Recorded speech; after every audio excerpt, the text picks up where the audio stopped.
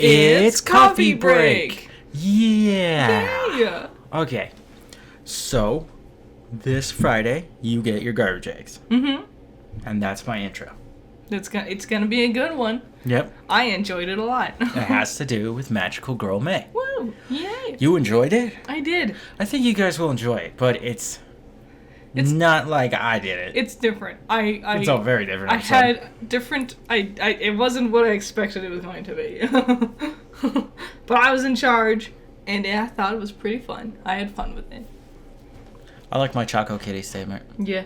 I thought about that today. You gotta watch the video to know what Choco Kitty is in reference to. We're gonna do this again.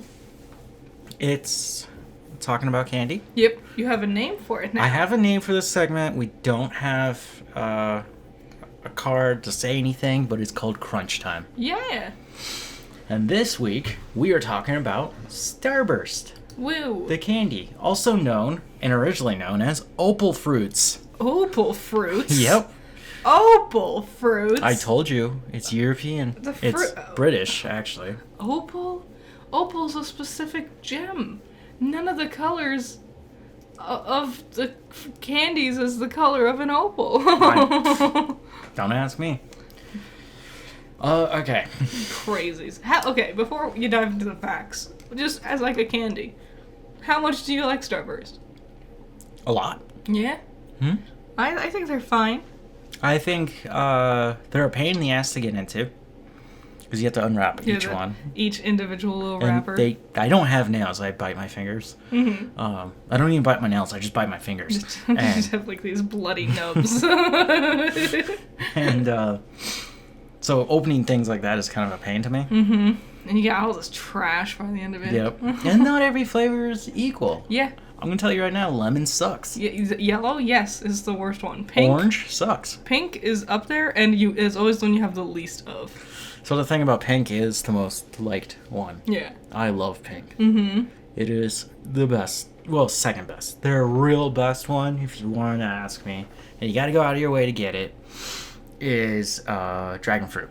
Yeah, which one's that? That's the purple one? It's blue. Yeah. It's a deep blue. It's usually just the warm colors of orange, red, yellow, and pink, but you can find the others. Usually during Halloween is where you'll find them. They have them out and about. Yeah, not as easy to find though. I almost did Airheads for this one. Yeah? Yep, but I decided to save that. Nice. Okay, this candy Starburst was introduced by Mars in the UK, United Kingdom, in 1960. Not as, it's younger than I expected. A guy named Peter Pfeiffer, which is not his real name, won the competition. I don't know what this competition is. I went looking and I couldn't find much. Maybe they have like a... He won £5. Wow. Which is $5. Booming. Maybe they had a candy making competition. Maybe. That'd be fun. That would be fun. So, their four original flavors were strawberry, lemon, orange, and lime. Lime is actually green. Mm-hmm. Lime is a candy flavor that everyone has like we were talking about it last week with Jolly Rancher. It's in there. People's dabbled with it. And it's like, but why? Yeah, Jolly Rancher's green is apple. Yeah. And they used to have that lemon. I talked about the lemon. Mm-hmm. And you can find like bags of just lemon. It's weird because lime tastes basically exactly the same as lemon. What the fuck did you just say? They're so similar. No, they're not. They're similar. No, they're not. They're very similar. I am a citrus connoisseur. Oh yeah, you're like munching on lemons. I eat lemons raw. Mm-hmm. I'll eat grapefruits raw. Occasionally I'll get my hands on a lime, but I like a little bit of lime juice in my drink. Yeah. Whether it's water or alcoholic or not. I mean, just a little lime juice. Splashed it on some fish or lemon, but they taste very different. I guess. The best citrus is lemon. No, orange. Ruby grapefruit. Orange sucks. Grapefruits also, suck. cuties suck. Tangerines suck. I hate all the orange wannabes. You're incorrect. Ruby grapefruits, and then kumquats. Kumquats, yeah. Kumquats are good. I will give you that. I do like them. My favorite memory about kumquats is I was working as a cashier, and when you're doing, like, when you do fruits and stuff, they had, like, a list of things in the computer, and it was alphabetized. And there was a new person, and they're like, can you help me? I can't find this. I don't know what this is. And I'm like, it's a kumquat. And I see them staring at the C section, and I'm like, it starts with a K, and they're like, oh.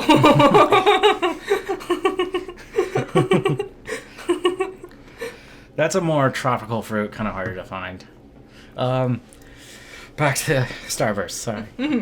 They were introduced in the United States in 1967 as M&M's Fruit Chewies. M&M's Fruit Chewies. Mars owns M&M's. Makes sense. Okay. And then they would later call them Starburst. People aren't too sure where this name comes from, but the reason why is that when you eat one, there's a burst of flavor in your mouth. Yeah. Now, what about the star aspect? Well, starbursts are real things. Maybe they just picked something cool that had a burst in it. No, the burst is a flavor. Well, yeah, but So like... the star part comes from the space race. Oh. Because everyone was looking to the skies. True. And that's why we have Buzz Lightyear and Starburst. That's why we got like moon pies and all these. Yep, that's why they have space themes. Because there's a space race. It's all marketing. It was all patriotism. The originals were the same except for they changed the lime flavor to cherry, which we still have today. Yes. A good choice, I would say. Eventually, the lemon and lime would be combined. Limon. Yeah, basically, limon. And then those to make room for black currant. Black currant? What is that? That's a fruit. That sounds like an enemy in like a Power Rangers. I don't think I've ever eaten one.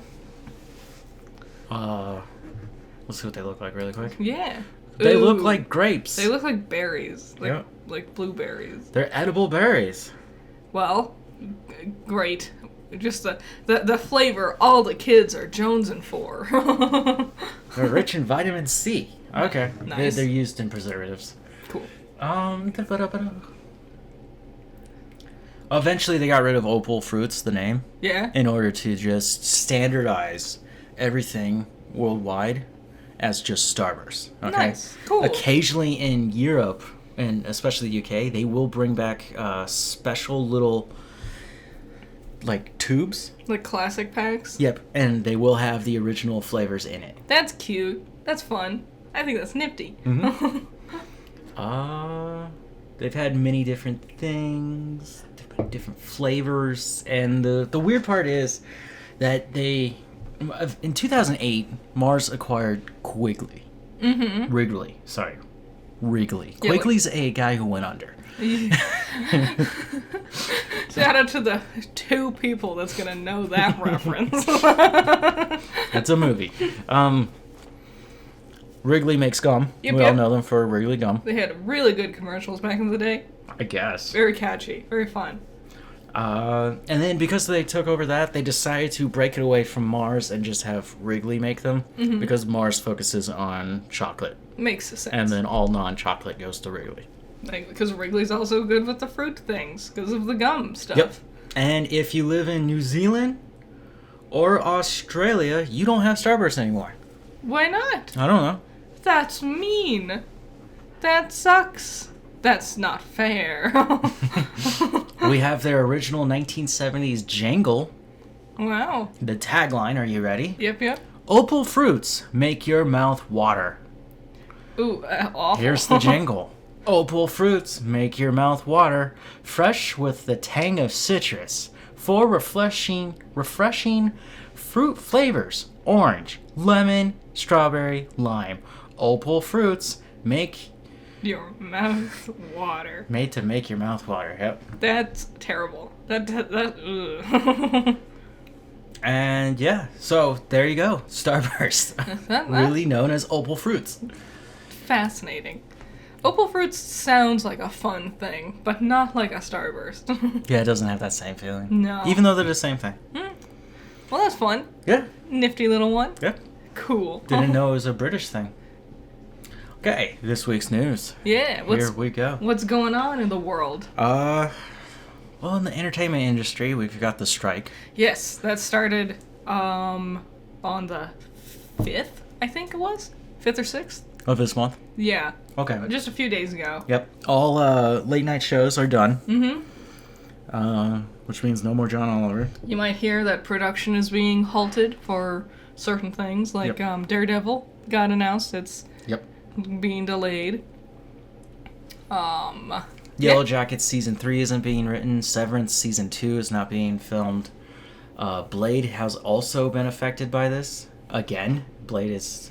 This movie's never gonna get made. And, of course, my favorite thing to bring up when I talk about the news in the entertainment industry is the continuous flailing of the rings of power. I don't know how, but they have made it back in my story once again. The cursed season. We can't seem to go 1 week without talking about this fucking without thing. something going horribly awry. I was thinking about it and I was like, the first season's not good enough to cost that much money. No. Yet alone have the second season have this many production issues. Yes.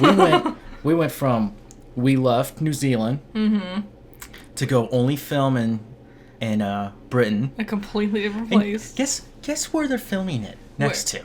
Where? And with their studios, right? Yeah. Fucking. Oh wow, I can't remember it. Game of Thrones, the prequel. Oh, damn. House of the Dragon, yeah. They're right next to House of the Dragon. Oh god, that's embarrassing. It's really embarrassing because they're competitors. Like when you're sitting there and you're making like a float for like a parade and you're like, this looks fine, and then you look over at the person who's like immediately next to you and their float is like 1,000,000 times bigger and looks professional. It's like, oh no. You got like Buddy from Cake Boss building the float next to you and you're just like, oh, it's got pyrotechnics and animatronics. And you look back at your cardboard that you scribbled on with marker. Yep.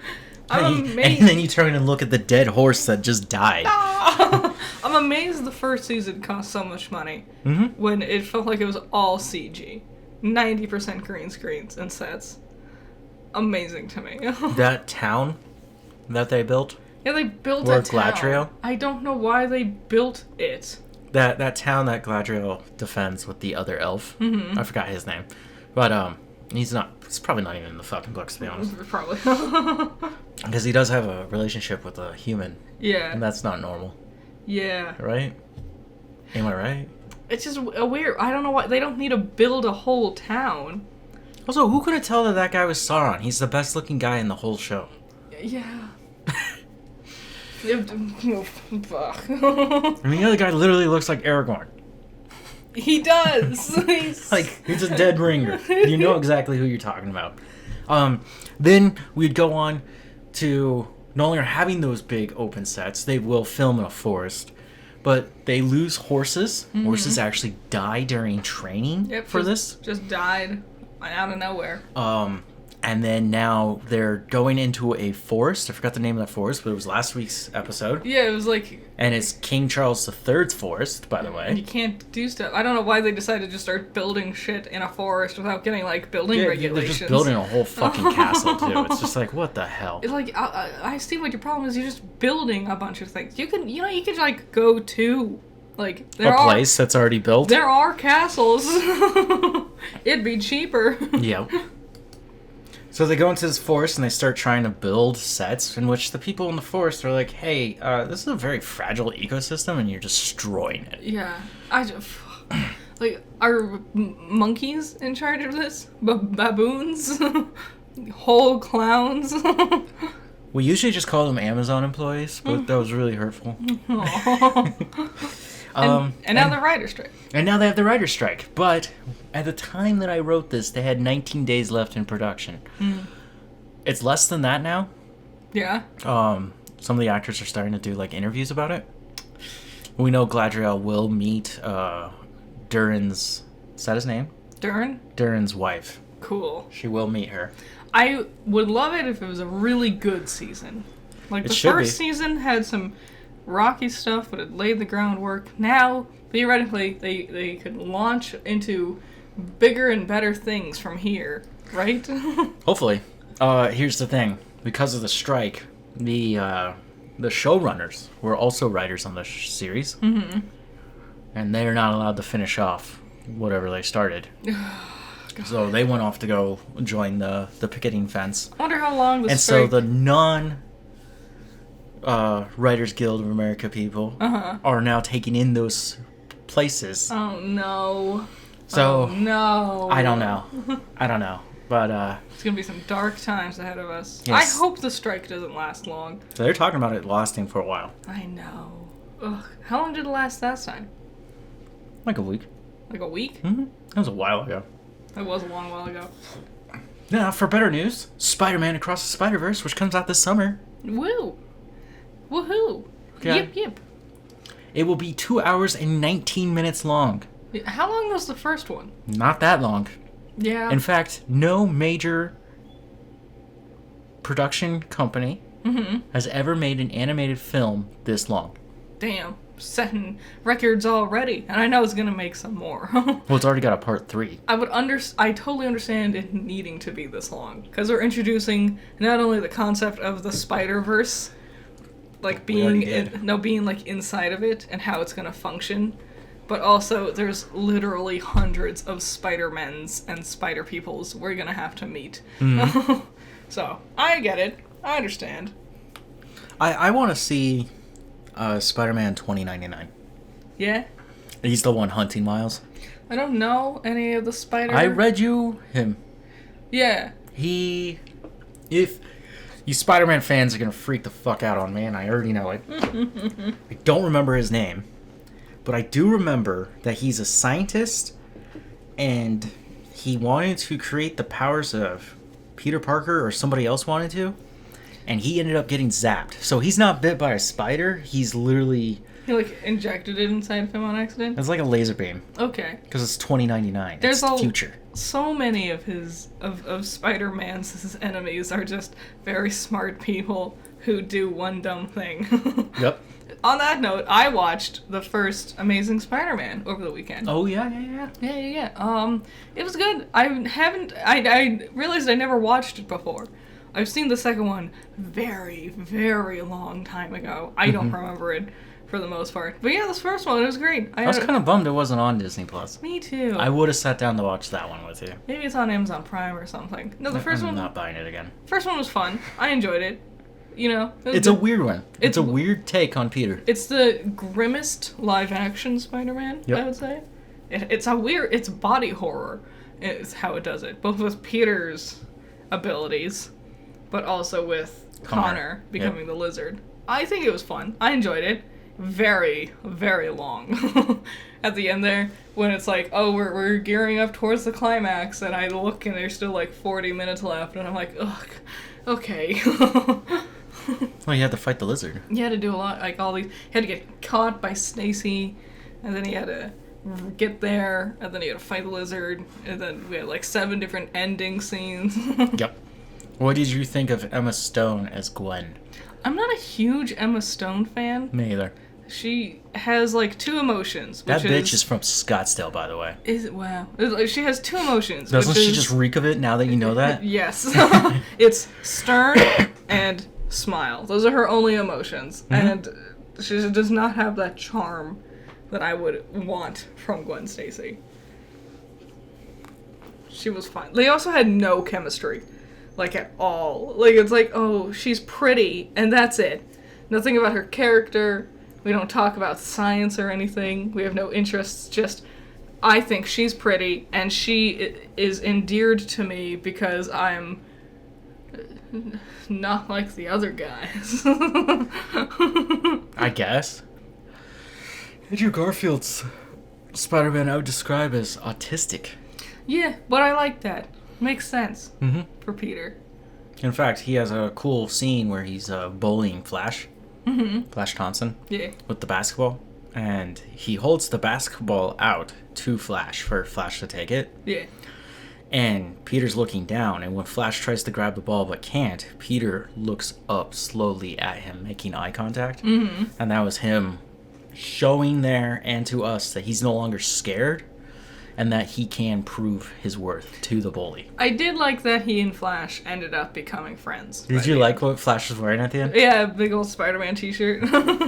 It was cool. I did enjoy that. Well, one of the things that I loved about that is he's like, nice shirt, and he's like, yeah, this guy, the chicks dig him. Mm-hmm. You know? And that was the funny thing. I was thinking about that, and I was like, that is the funniest fucking thing that they never really put into these movies, is that everybody loves Spider-Man. And no one likes Peter. And the only time they did that properly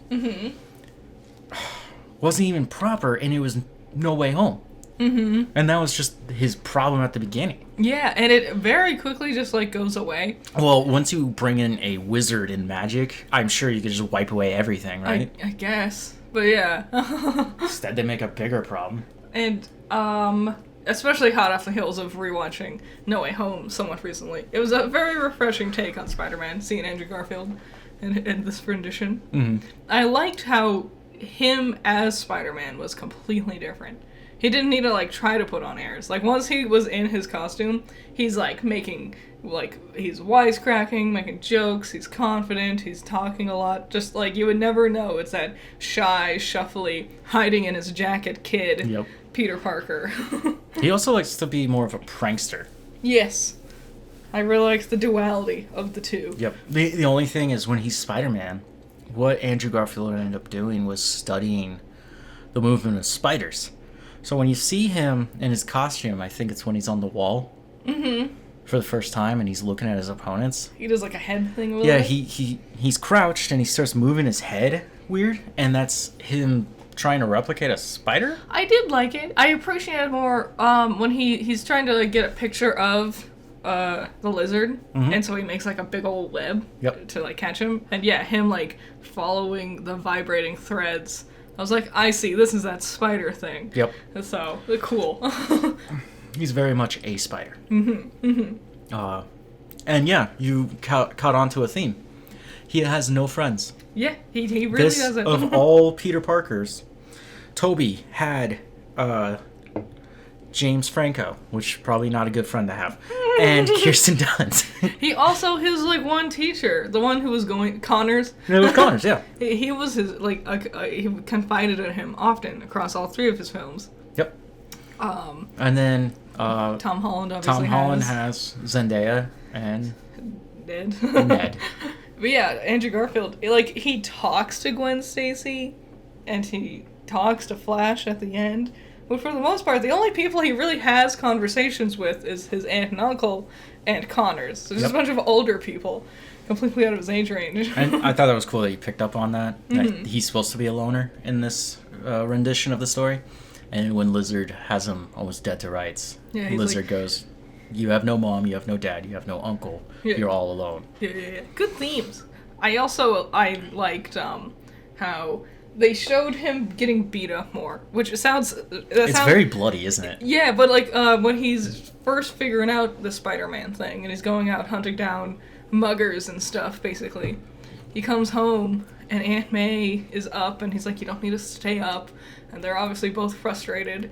And she's like, take off the hood and look at me. And he turns around and he's got like a bunch of bruises all over his face. And I was like, oh, he would be. He would be all beaten up. The next day, he would be just normal again. Yeah, but still. It was a nice touch that we don't see much with the others. Mm-hmm. Injuries tend to be very minor.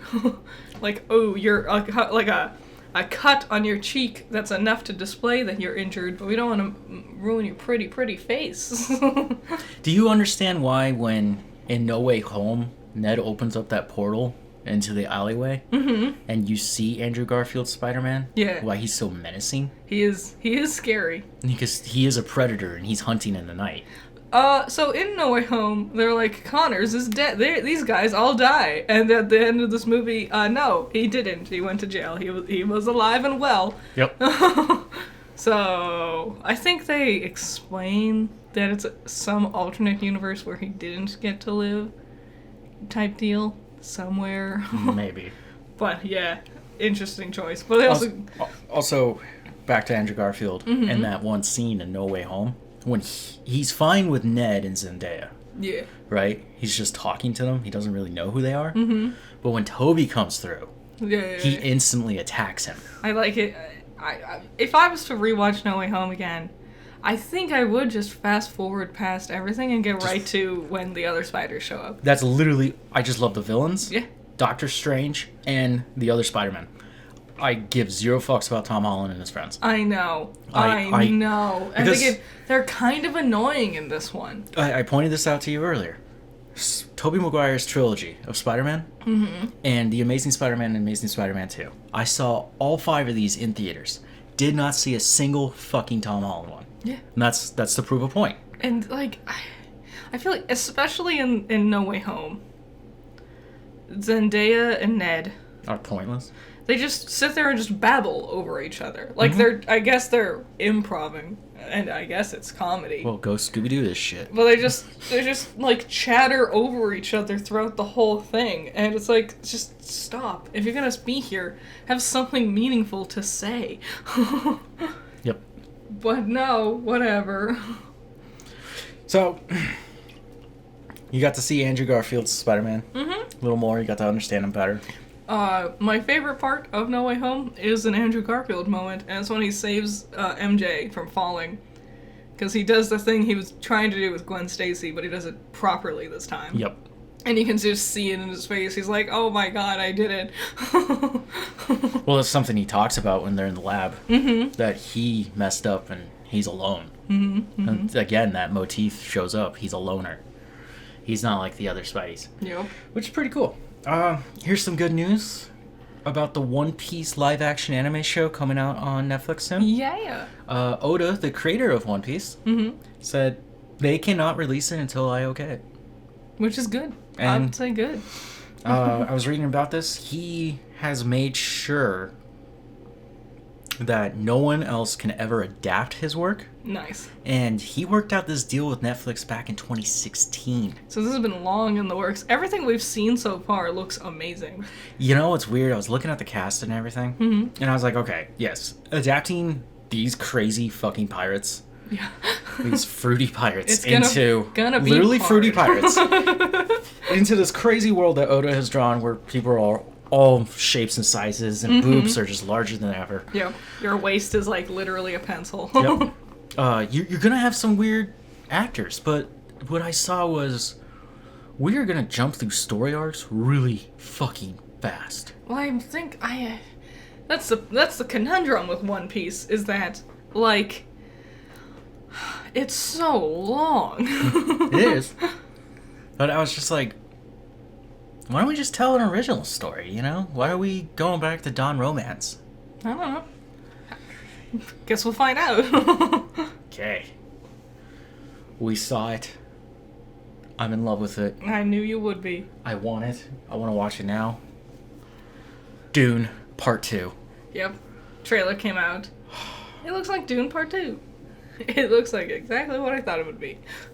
God, it looks so good. I know you really liked Dune. Mm-hmm. I thought it was fine. It was neat. Creative. I want to learn more about the bad guys. They're fucking weird. They were very underdeveloped, I would say. Mm-hmm. Then there's a reason. They're going to be really well developed here. Nice. And we saw that one guy. He looks like he belongs in Prometheus. Yeah. That's Ashton Butler, who just played Elvis in Elvis. Wow. Okay. He is an assassin. Ooh. And he'll come out to kill Paul Atreides. An assassin. Yeah, and he finally learns to ride his worm. He raises an army to go fight these assholes. I wonder how long this one will be. It better be 4.5 hours long. It's gonna be so long. You remember how awesome that scene when we first saw it?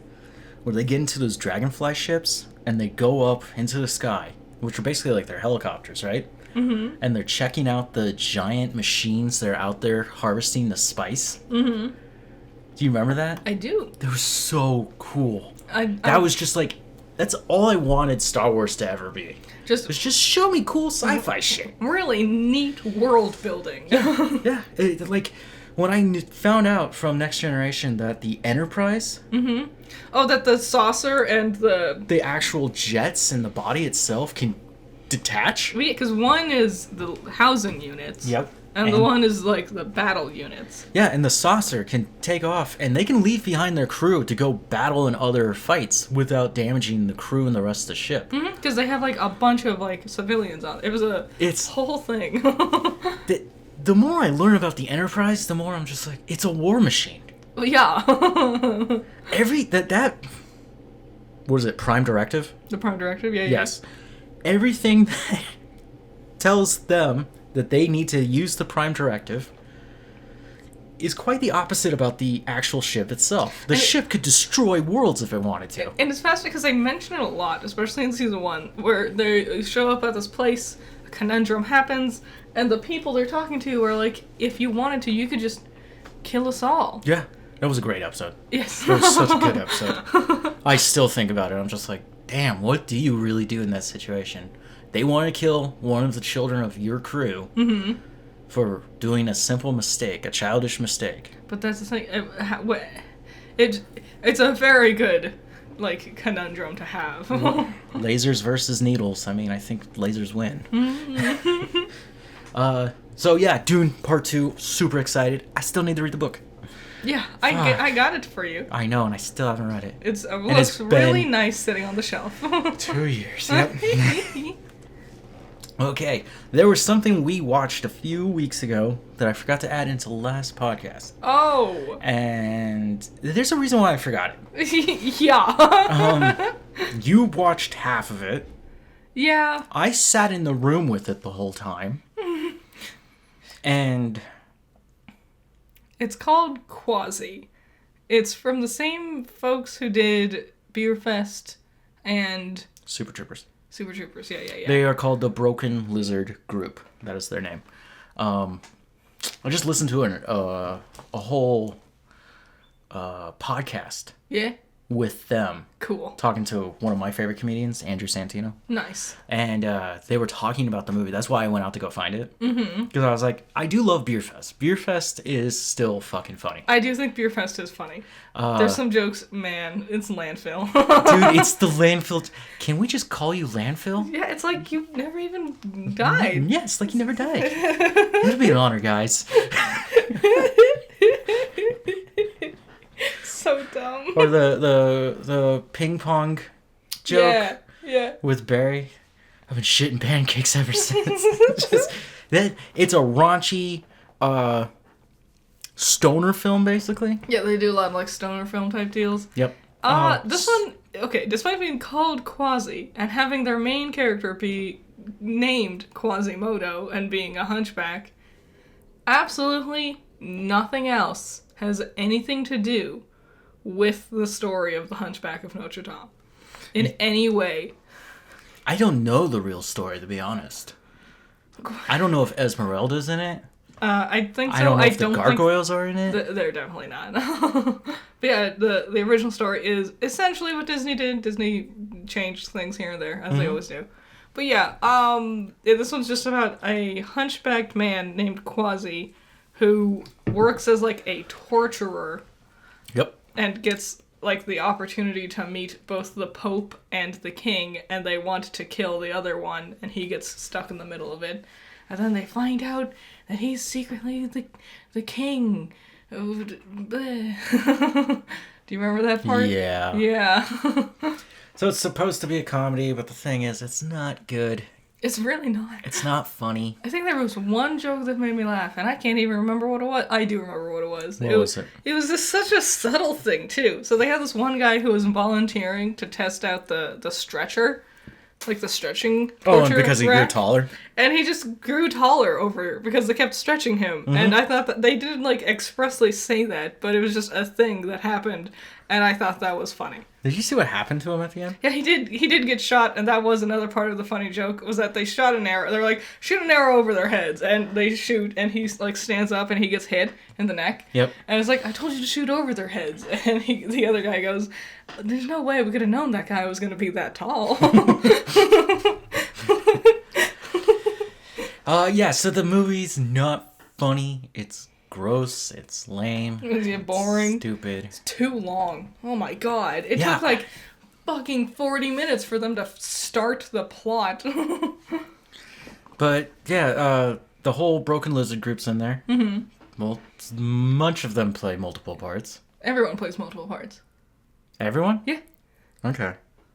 That was weird. It was weird.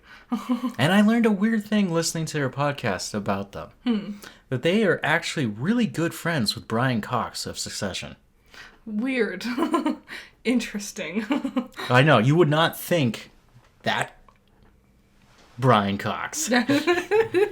And Brian Cox has been in Super Troopers. I think he's their boss. Okay. I don't know if he's in Beer Fest. Maybe like a cameo somewhere? Maybe, but he does do things with them. Mm-hmm. And they needed a narrator for Quasi. And so they tried to call him, couldn't get a hold of him. Damn. So they told his agency. Or they called his agency first, and they're like, yeah, whatever. And then they sent Brian an email, right? He just went up to his agency, and he was like, what are you doing? Well, why are you ignoring these guys? Why didn't you tell me, my buds? Yeah. And they're like, well, we thought you didn't care. We thought it was a joke. And he's like, no, whatever they want, I will do it for them. Yeah. And so, yeah, he went to this recording booth, did the narrations, and that McDonald's commercial. Yeah. The really creepy one. He has such a, like, ba-da-ba-ba-ba. Yep. Ba-ba-ba-ba. That's him. It is weird. It's a weird decision all around. I wonder how many times I've seen that guy before I saw him in Succession. Yeah. Because he is an older actor. Probably a lot. I bet he looks totally different when he was younger. Probably. So, Barry. And in this episode, Barry, the title character... Hold on. We are not fully caught up. We're not? Oh, you're right. There was another episode yesterday. Yep. The second to latest episode. Yep. So we will not talk about Yellow Jacket's new episode and Barry's new episode, but we are talking about last week's Barry's new episode. Yeah.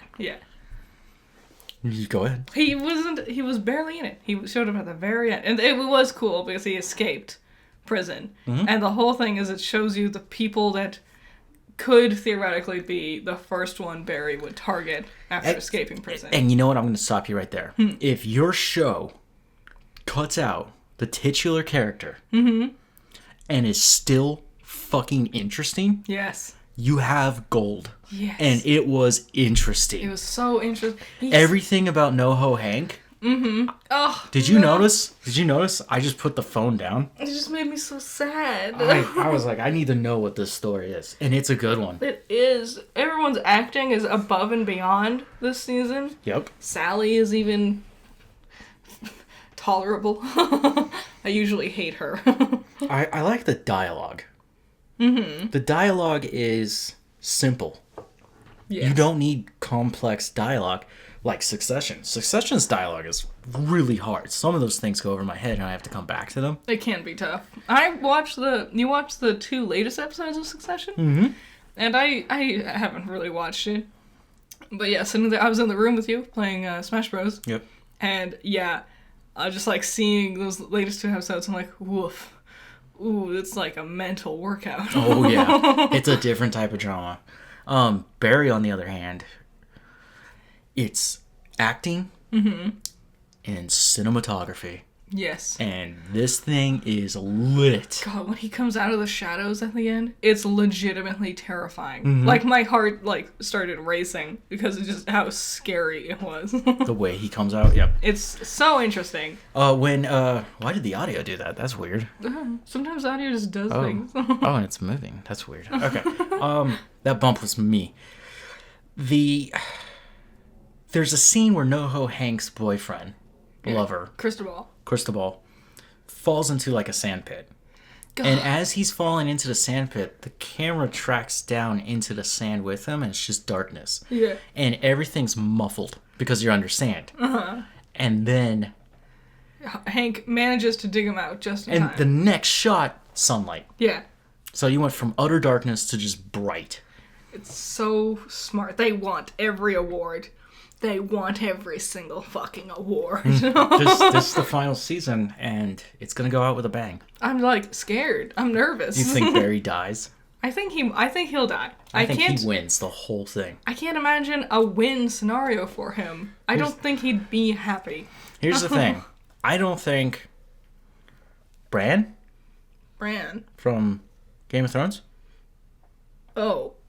Was that his name? Bran? Yeah, Bran the Broken. Yeah, Bran the Broken. Yeah.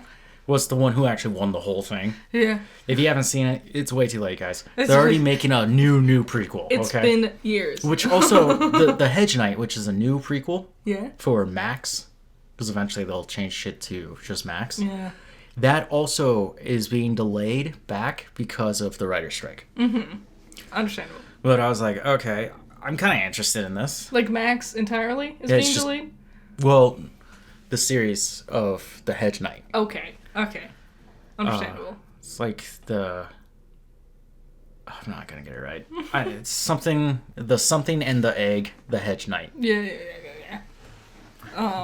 So animal control. Yeah. The final episode came out finally. It got good right at the end. And you know what? I feel the same way about that show that I feel about Fletch. I feel like it's better than Fletch. By a long shot. I like Fletch's characters way more. I think Fletch's characters are more interesting. The way that they worked so hard with Fletch and to change the character Shrub.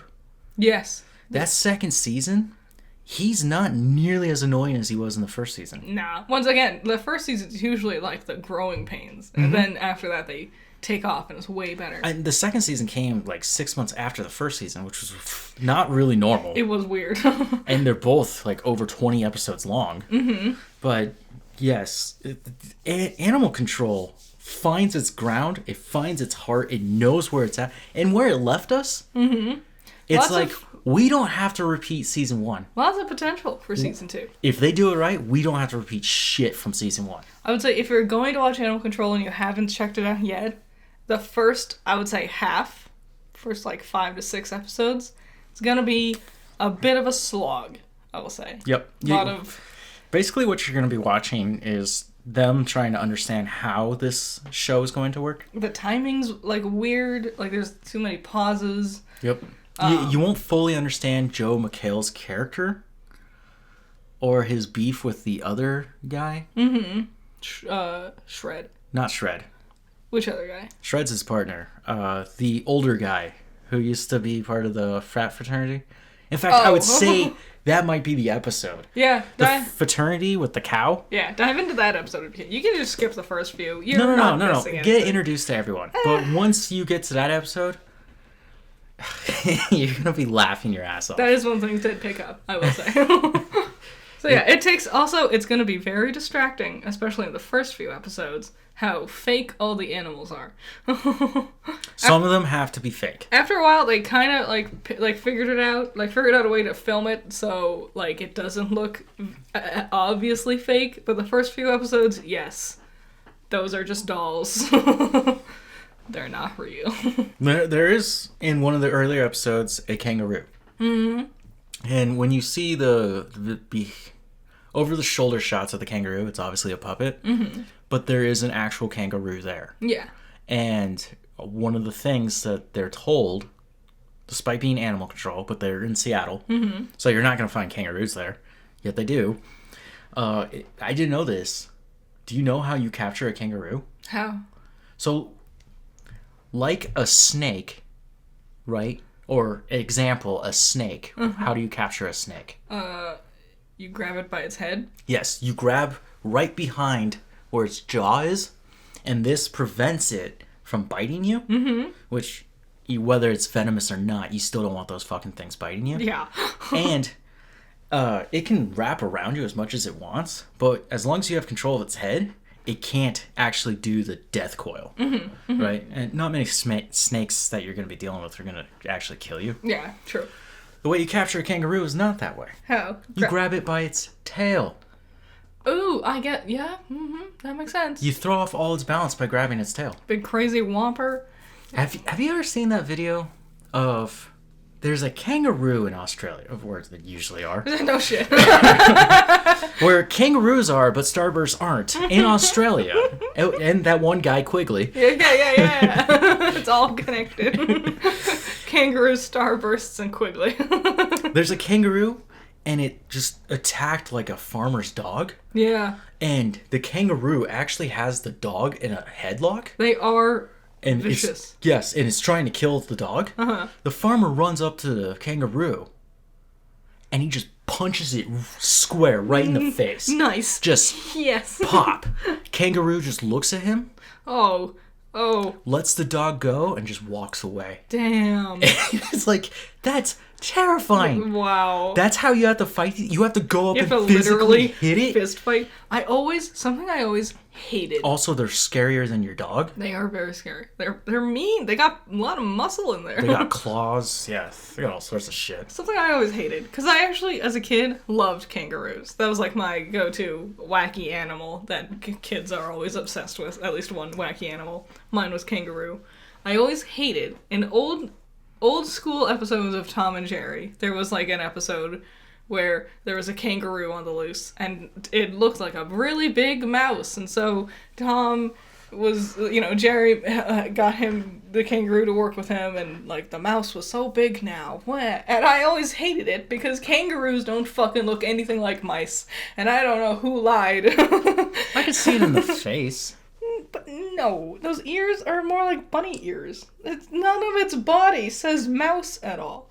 And I always hated it, that it wasn't realistic enough. I think it's creepy that they get on all fours. It is, yeah. I think it's creepy that they, like, birth out these tiny little lima beans of undeveloped goo, and the undeveloped goo has to crawl like a Mordor-esque journey across its mother to get into the pouch. That's crazy. And they're tiny little dudes, too. Yeah. Little preemie babies. Mm-hmm. Really cute, though. Okay, and Succession, which we already talked about. Mm-hmm. That Succession is the new Game of Thrones. I don't care. I think a lot of people will be go back and watch all of Succession once it's over. I think there'll be a new resurgence of it. See if you might have missed something. Mm-hmm. Yeah. Where I'm at right now, I cannot agree with A lot of their Roman. decisions. Yeah. And What's his name? why can't I remember? I literally said our neighbor looks like him. He does. He Jeremy Strong's the actor. He does a great job playing him. I have a theory about Succession. I think, at the end, the company is just gonna fucking tank. And they'll have to just go bankrupt. And that'll be the end of it. It'll all just fall to ruin under their hands. And then Warner Brothers comes in and buys them, but they can't. I was gonna say, the sister. What's her name? Siobhan. She's gonna, have her own startup thing. And she will have some sort of success, but the others are just gonna be like, wait, there's nothing left. It was all for nothing in the end. In the moment he gave it to us, it was over. An already failing company, and we did nothing to help it. That's a good idea. Do you remember a show called *Halt and Catch Fire*? I do. Now, that was a very similar show, wasn't it? Mm-hmm. Less business talk and more tech talk. Yeah, they were making a video game, weren't they? Well, at first, they wanted to create one killer app. Mm-hmm. That was the whole idea. Yeah. An application for a computer. Yeah. The programmer eventually left them, and in the second season, she built something called Mutiny, Which was a video game. which is an online video game thing. The aesthetics of this fake video game is everything to me. I loved it. I loved seeing Mutiny. But you see how much time it took? It took like 3 seasons to get that whole story of Mutiny. Yeah. And there is a 4th season. Yeah. We don't have time for Siobhan to do something like that if we're going to have that same impact. True. I don't know where it could go from here, though. I think nobody wins it, to be honest. I think I think, yes, it goes the way of the dodo. Mm-hmm. It's almost like nepotism doesn't make for very good owners of companies. If you just have the dude's shitty, spoiled kids take over, it doesn't mean they actually know what they're doing. So I thought about that. Nepo babies, right? Mm-hmm. Big problem. I'm dealing with them now. The thing I thought about was, let's look at the greatest business empire ever built. Disney. Yeah. Come fight me if you got a better one. If you're going to say Mickey D's, I'd say that's second. Maybe. But both have very similar stories, where there is a guy or guys, whether it's the McDonald brothers or Walt Disney himself. Yeah. They build this thing. Okay. And then somebody else comes in and Other takes it. people come and makes it actually what it is. And now when you look at them, right? Mm-hmm. The McDonald brothers and Walt Disney are no longer part of this. No. Their families are no longer part of this. Yeah. This has grown to be bigger. The CEO of Disney right now is Eisner? No, God, no. What's his Why name? the fuck would they bring him back? I'm trying to remember names. Bob Iger. Getting pissy. Eisner and Iger are close. Dude, no, they are not. Name-wise. Not Name-wise? Yes. No. Eisner, Iger. That's similar. One guy is way cooler and nicer and smarter. You're missing my point. The dudes are different. No shit. I love Ray Kroc and everything he did for McDonald's. Everybody hates him. I don't know why. I guess he's a jerk or something. Yeah, he's a fucking scumbag. I look at Iger and I go, that's the guy I fucking love. You know why? He made some really crazy acquisitions back in 2012, where he bought Lucas Films, which Star Wars, big booming, good choices. Indiana Jones, Yep. Willow, Dark Crystal. Yep. That's all there. Mm-hmm. Oh, and Labyrinth. Yeah. So and then Labyrinth. he, in that same fell swoop. Right? Mm-hmm. He grabbed Marvel Studios. Yeah. And it is what it is today. But if Iger left, and he was like... And he will. And taking up is now my son. One of my children. I would be like, the fuck does he have? Like, what's his credentials? See, Iger was, like I said, back in 2012, he was the CEO. Mm-hmm. His time had run. And they decided on someone called Bob Chapek. Now, this is very similar to Succession. I know I'm getting into this business stuff and it's getting business lore heavy. Mm-hmm. Chapek's thing for Disney was he worked on the parks. He was all about the entertainment side of the parks. Yeah. So he wants to bring people to the parks. He has no real understanding of the movies, the television, the merchandising. Which is telling, because the moment he was in charge, he was like, you know what we're going to do? We're going to spend a lot of time and money on this Avatar huge Pandora section of the parks. Yep. And everyone went, why? I don't want that. And the craziest thing, when he takes over and he wants to do his park thing, Pandy Wandy. Yep. Right there. That's a death. Yeah. Tanked everything. That's a death nail right there. Your thing is parks? No one's leaving their houses. And because of that, he became a raging asshole, and they decided, you're done. Yep. They fired him, brought back Bob Iger. He's in a, I think, 2-year contract? Yeah, it's going to be rather short. It's supposed to be short. He's only here to Band-Aid what Chapek fucked up. I don't know, the writer's strike might change that. Maybe. And he's... Part of that contract of him coming back is that he will help them decide who the next CEO is to prevent anything from Chapek happening. Mm-hmm. Now, Succession. Yeah. When the story begins, they are in a very similar pit where the entertainment side of Waystar, remember there's different companies in there, and I told you Waystar is the original one? Yeah. Had an entertainment side. Mm-hmm. And that was failing. And that's where Cousin Greg comes in. Ah. So it's a big old web of things. Yeah, trying to figure out what Succession's really based off of. The closest that anyone's really gotten is Fox News. And they just had a huge lawsuit. Yeah. Where some reports are saying they got rid of Tucker Carlson. He's not there anymore. He's not there, but I didn't read that he got fired. That's not how I read that. I read that they decided to part ways.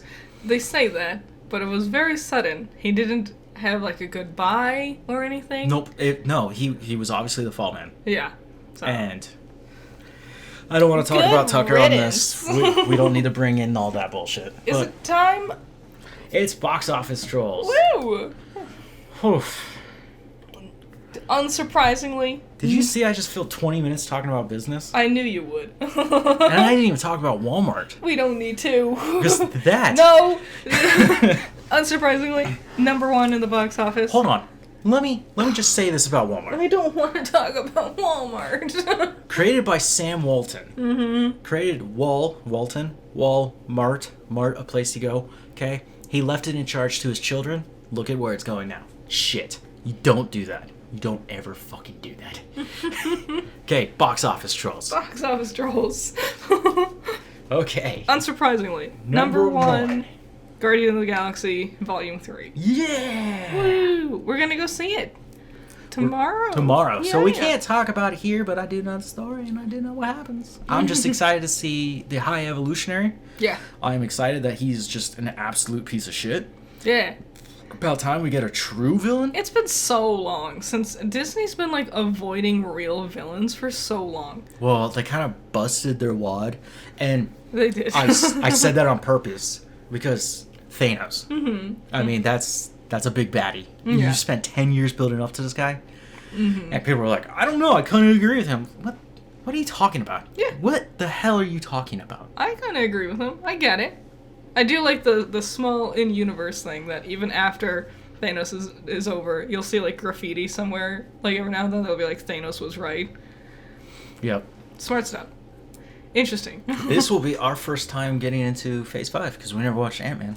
And there is no TV show. Yeah.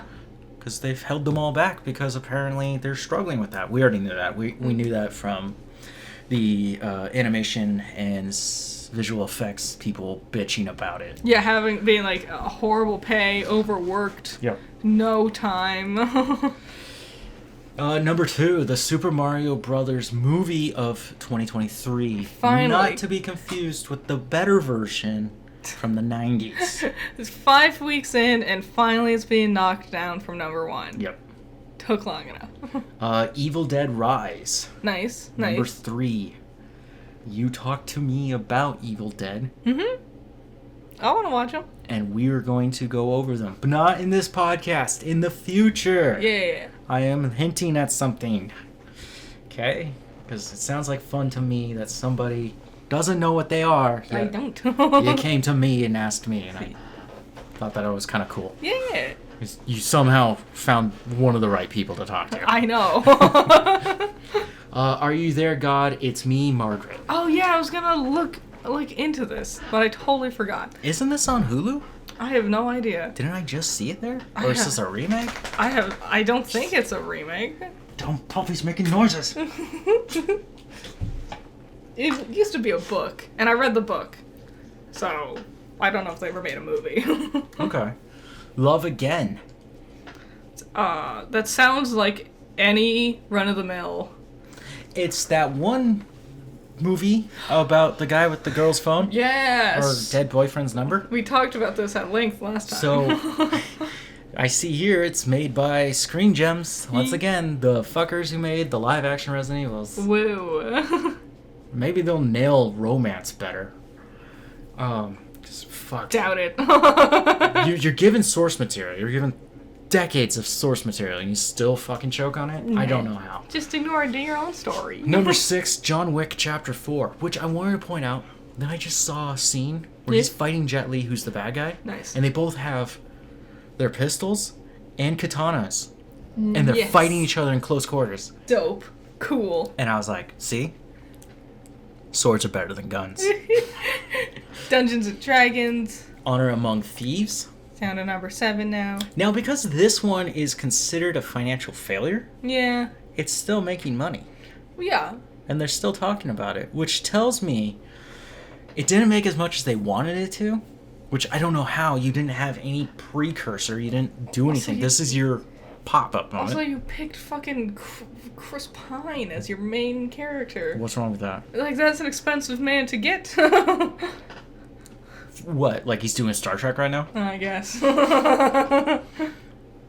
Number 8, Air. Number 9, The Covenant. Number 10, Sisu. Alright. Number 11, George Foreman, the miraculous story of the once and future heavyweight champion of the world. Number 12, Ant-Man and Wasp, actually seeing an increase. Wow. Probably because people are like, well, it's not getting on stupid Disney Plus, so I It guess... will be on Disney Plus later this month. Do we know that for surezies? Yes. Nice. For shojis. Number 13, The Pope's Exorcist. Number 14, Nefarious. And number 15, Beau is Beautiful. Okay. Nice. So, there we go. New releases. Not much happening this week. Nope. Nothing no one ever wants to talk about. Nope. Nothing interesting. Don't even know why they would care about those teardrops. Nope. Or about the kingdom. And I think her name's Zoda? I thought it was Zoe. There's definitely not a beloved franchise. Pretty sure it's called The Story of Zoe Breathing Too Hard. Yep, Tears of the Kingdom drops this Friday, and that's going to be the only thing anyone talks about. 89 shrines, all for Divine Beast. Master Sword. You going to go beat Ganon? No. Going to go kick his ass? I'm going to do all the shrines, even the DLC. Alright. I don't have time to get all the outfits. I just don't have that time. Have fun. I want to finish the trial of the sword. Okay. So that my Master Sword's fully powered up. Yeah. And then I will go fight Ganon. Because I keep seeing pictures of him clamoring to Ganon. We fought him before. You've beaten this game before. I know. And you know what? Every time I look at him, I go, I don't remember you.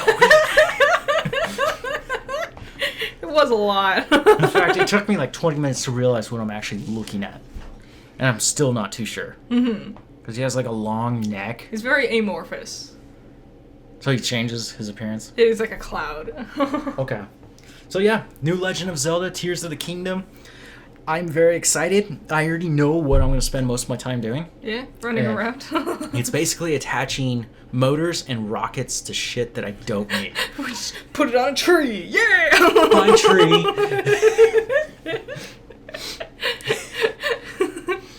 I was playing Breath of the Wild, like I said, I'm still playing it. And I was climbing a mountain and I was just like, God, it would be way fucking easier to swim through the mountain. Just swim through that. I think that's the best quality of life improvement between the first and second one. Yep.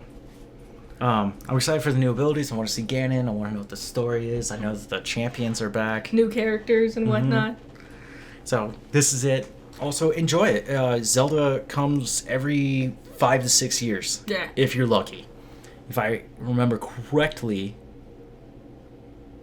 it took them years to make Twilight Princess. It took them a very long time. Oh my god. Because they also had to, like, wait for the Wii to drop.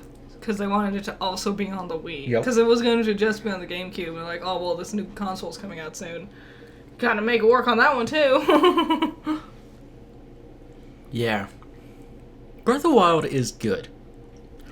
But not Zelda good. It's not my cup of tea, personally. It's the best Skyrim I've ever played. Accurate. Okay. And the new movie because we're now in the summer flagships of movies. Yep. Right? You guys should be getting out of school or those around you.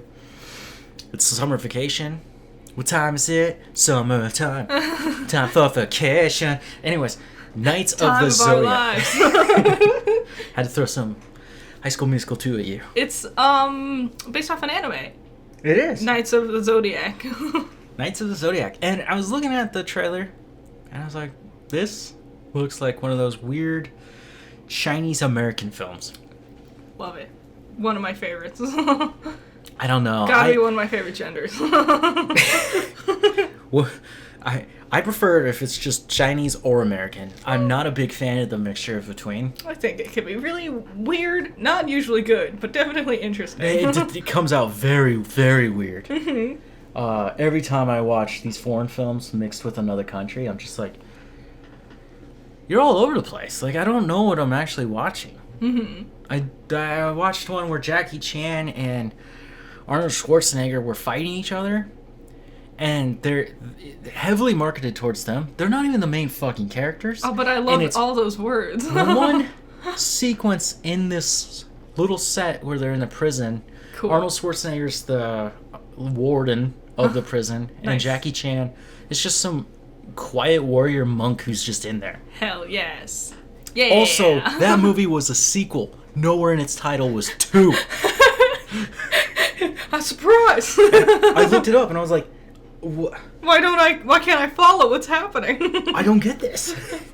Right? So there you go. That was Coffee Break. That was a good one. Okay, you guys enjoy. Have a good week. See ya.